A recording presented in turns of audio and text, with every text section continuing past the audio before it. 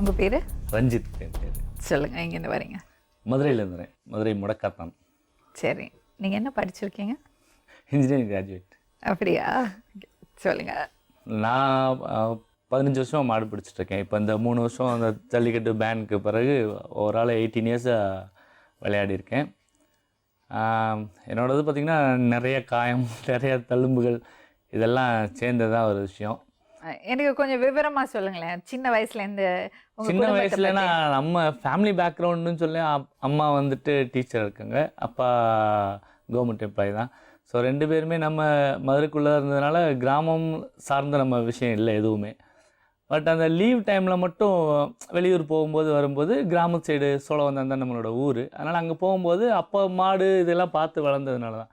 But என்னோடய தாத்தா முன்னால் பயங்கரமாக ரொம்ப மாடு பிடிக்கிறவர். ஸோ அந்தளவு நமக்கு தெரியாது.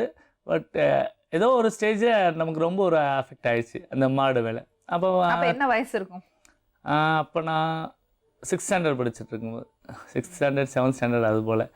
அப்போ பட் விளையாட முடியாது, ஆனால் அந்த மாடை அட்லீஸ்ட் டச் பண்ணணும் அப்படின்ற ஒரு ஃபீலிங் எப்போவுமே இருந்துகிட்டே இருந்துச்சு. ஸோ அப்புறம் அப்படியே கொஞ்சம் கொஞ்சமாக ட்ராவல் பண்ணி போகும்போது 98 அப்போ இருந்து நான் விளையாட ஆரம்பிச்சிட்டேன். ஃபர்ஸ்ட் டைம் எப்படி இருந்தது உங்கள் எக்ஸ்பீரியன்ஸ்? வீட்டில் எல்லாம் ஒத்துக்கிட்டாங்களா? நான் விளையாடுறதே தெரியாது, வீட்டு யாருக்குமே தெரியாது. பட் நானும் போய் விளையாடிட்டு நம்ம வந்துடுவேன். ப்ரைஸ் எல்லாம் வாங்கிட்டு வர முடியாது, வீட்டுக்கு அலோவ் பண்ண மாட்டாங்க அப்படின்னு சொல்லிட்டு.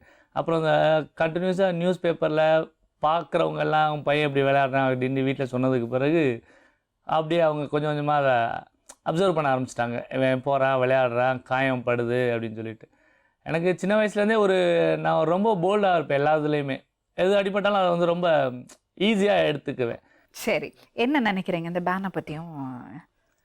பேன் பார்த்திங்கன்னா இது கண்டிப்பாக நம்மளோட இந்த இனத்தை ஒழிக்கணும், நம்மளோட இந்த தமிழ் சமுதாயத்துக்கான அடையாளம் தான் நம்மளோட ஜல்லிக்கட்டு. நமக்கு மிகப்பெரிய ஒரு நீண்ட வரலாறு இருக்குது. இது திட்டமிட்டே நம்மளை நம்மளோட இனத்தை அழிக்கணும், அப்போ இவங்களோட அடையாளமான இந்த மாட்டை அழிக்கணும். இதுக்கு பின்னால் இந்த ஜெர்சியெல்லாம் உள்ளே கொண்டு வந்துட்டோம்னா நமக்கான அடையாளம் இந்த உழுவுதல், இந்த விவசாயம்ன்ற இதை சார்ந்த தொழில் எல்லாமே நமக்கு அடி வாங்கிடும். ஸோ அவங்களோட சந்தையான அந்த யூரியா எல்லாமே உள்ளே கொண்டு வந்துடுவாங்க. பசுமை புரட்சி, அந்த வெண்மை புரட்சின்னு சொல்கிற பால், இது எல்லாமே இந்த ஜெர்சி வழியாக சந்தையாக கொண்டு வந்துடுவாங்க.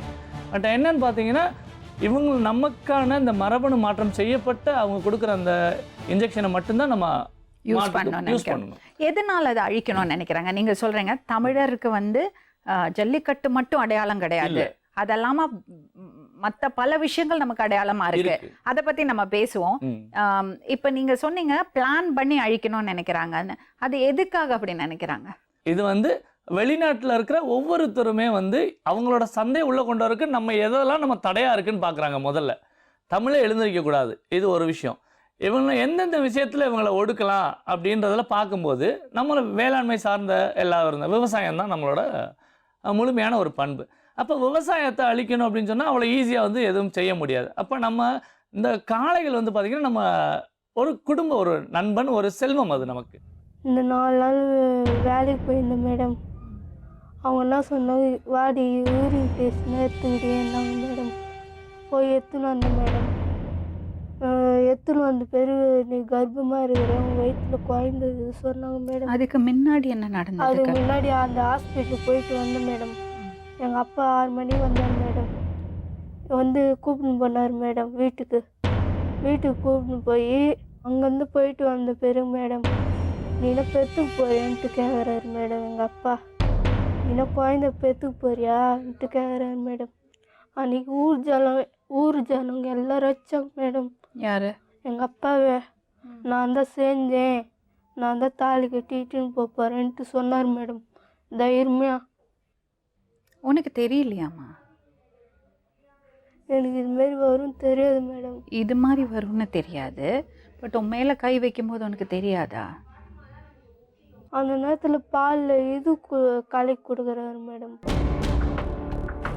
எப்படி தெரிஞ்சது உனக்கு பாலில் கலக்கி கொடுக்குறாருன்னு? அவங்க ஸ்கேன் பண்ணி பார்த்தா உனக்கு பாலில் ஏதோ கலந்து கொடுத்துக்கிறாங்க. ஸ்கேன் பண்ணி பார்த்தா பாலில் கலந்து கொடுத்ததெல்லாம் தெரியாது, சும்மா அந்த கதையெல்லாம் விடக்கூடாது. ஃபஸ்ட்டு நாங்கள் வெளியே போயிடுவோம் மேடம். எல்லோரும் வெளியே போய் பாத்ரூம் போயிட்டு வரும் மேடம். அதுக்குள்ளே எங்கள் அம்மா பால் காய்ச்சி உள்ள எடுத்து வைக்கும் மேடம். நைட்டா? Night madam. டெய்லி வாங்கிட்டு வர்றாரு மேடம் எங்கள் அப்பா. பால் காய்ச்சி உள்ள எடுத்து வைக்கும் மேடம். ஏன் நைட்டு பால் காய்ச்சுறாங்க? நைட்டில் தான் வாங்கிட்டு வர்றாரு மேடம் எங்கள் அப்பா. நைட்டில் வாங்கிட்டு வந்துட்டு அந்த பால் கொஞ்சமாக ஊற்றின்னு நான் பார்ப்பேன். ஏன்ப்பா மாத்திரை காலைக்கு கொடுக்குறேன்ட்டு கேட்பேன். தாய் குடி என்னுவார் மேடம். உங்கள் அம்மா பார்க்க மாட்டாரா? பார்க்க மாட்டாங்களா? எங்கள் அம்மா வெளியே போயிட்டு வந்து பேர் பார்க்கும் மேடம். எங்கள் அம்மா கேட்பாங்க மேடம். இதுமாரி 2 பேரும் என்னை மிரட்டிக்கிறாங்க மேடம். யாரு? அம்மாவும் அப்பாவுமா? எங்கள் அப்பா எங்கள் அம்மாவும் என்னையும். அம்மாவுக்கு மருந்து கலந்து கொடுப்பாரா? ஆமாம் மேடம்.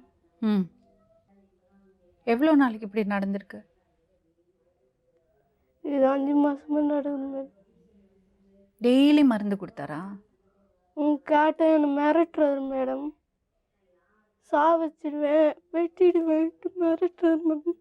பக்கத்துலேயே கத்தி வச்சிருவேன் மிரட்டுறாரு மேடம். அம்மா எத்தனை வீட்டில் வேலை செய்கிறாங்க? ஒரே வீட்டில். அவங்கள்ட்ட போய் சொல்லலையா அவங்க அம்மா? அவங்க வீட்டு போய் சொன்னாங்க மேடம். அவங்க எதுவும் கண்டுக்கல மேடம். எப்போ உனக்கு முதல் வாட்டி இப்படி மாசமா இருக்கேன்னு தெரிஞ்சுது? என்ன நடந்தது உனக்கு? மயக்கம் போட்டு வேண்டியா? ஆமாம் மேடம். மயக்கம் போட்டு விட்டு மேடம் வேலைக்கு போயிருக்கும் போது நாடி மயக்க போட்டேன்ட்டு கேட்பாங்க மேடம். தெரிலக்கா மேடம். அப்போ தான் யூரின் டெஸ்ட் எடுத்தாங்களா? ஆமாம் மேடம். அப்போ தான் நான் அழிச்சேன். அதுக்கப்புறம் என்ன பண்ணாங்க? நீ யார்கிட்ட போய் சொன்ன அதை? பக்கத்து வீட்டிலே மேடம். அம்மாட்ட சொல்லலையா?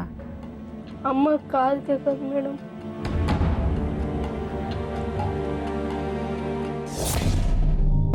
அவரோட மனைவியா? உங்க வீட்டுக்காரரா? என்னம்மா பிரச்சனை? வேலைக்கு போயிருந்தோம். காரியத்தில் படுத்துன்னு இருந்தது. உடம்பு சரியில்லாததுக்கு ரொம்ப உடம்பு சரியில்லை அந்த பொண்ணுக்கு. எங்கே போனாலும் 28 எல்லாரும் வீட்டேருந்து இட்டுன்னு போய் செலவு பண்ணி செஞ்சு வரல. நான் மட்டும் என்ன செய்யறது சொல்லு? உங்க பொண்ணு 2 பொண்ணுங்க. 2வது பொண்ணு மாசமா இருக்கா? அதான். எப்படி? அது எனக்கு தெரியாதும்மா. தெரிஞ்சு சரின்னு சொல்லிட்டு விட்டு போயில. வேலைக்கு போயின்னு இந்த ஏப்புனா கூட ஏந்துக்கல. சட்டை கூட பண்ணல. அப்படியே பத்துச்சு. மயக்கமா கல்லில் பரல சொல்லு. அவங்க கல்லில் பண்ணி வச்சுல இது மேலே கேஸ் பரல சொல்லு. எனக்கு தெரியாதம்மா. எப்படின்னு தெரியாது எனக்கு. யாரும் தெரியாது. இந்த ஊர்ல சுல்லறில இருக்கிற மேலே சொல்லம்மா. யாருக்கு அதே பேசல. உங்க வீட்டுக்கார் தண்ணி அடிப்பாரா? தண்ணி அவரு சராய் குடிச்சு நின்றாரு. எப்ப குடிச்சு நின்றாரு. இப்ப இல்ல. பிள்ளை வரல சொல்லு. அடிப்பரா? அடிக்க மாட்டாரு. பிள்ளைங்களை எல்லாம் எப்படி பாப்பாரு? நல்லா பாப்பாருங்களம்மா. பார்த்த நல்லா உடம்பு சரியில்லை. நல்லா தேத்துற செஞ்சேன். நான் மட்டும் என்ன செய்வாரு சொல்லு? அவர் பாப்பா? அவங்கள சிலர் அவங்கள பரல சிலர் செஞ்சு வரலாம். சாப்பாடு காசு காசு இல்ல கொடுப்பாரு. நான் வாங்க மாட்டேன். வரல சிலரில தெரியாது. நான் வாங்க மாட்டேன். சரி, நீங்க உங்களுக்கு 2 பொண்ணு. வேலைக்கு போறல்லம்மா. 2 பொண்ணுல்ல? 2 பொண்ணு. பெரிய பொண்ணு எங்க இருக்கா? அக்கா வீட்டாண்டு வச்சிருக்குது. இவங்க யாரு? நாத்தனாரு. நீங்க பார்த்தது இல்லையா? ஏன் பார்த்தது இல்லை? 3 வருஷத்துக்கு முந்தி பெரிய பொண்ணு ஏஜ் அட்டன் பண்ணான்னு போய் துணிமணி சட்டை ஸ்வீட்டெல்லாம் வாங்கி கொடுத்துட்டு வந்தேன். அன்னைக்கு பார்த்தா இன்னைக்கு பார்க்குறேன். அன்றைக்கும் இப்படி தான். இது ஒன்று கிடக்க ஒன்று பேசும். சரி ஏதோ பாவம்னுட்டு நான் நினச்சேன். ஃபஸ்ட்டு வந்து 2 குழந்தை பிறந்த அந்த அதிர்ச்சியில் காது கேட்கலன்னு சொன்னாங்க. சரி இருக்கும், லேடிஸுக்கு அந்த மாதிரி வீக்னஸ் இல்லைன்ட்டு இருந்துட்டோம். அந்த 2 குழந்தைங்க? அதில் 1 தவறிடுச்சு. இன்னொன்று தான் அந்த பெரிய பொண்ணு.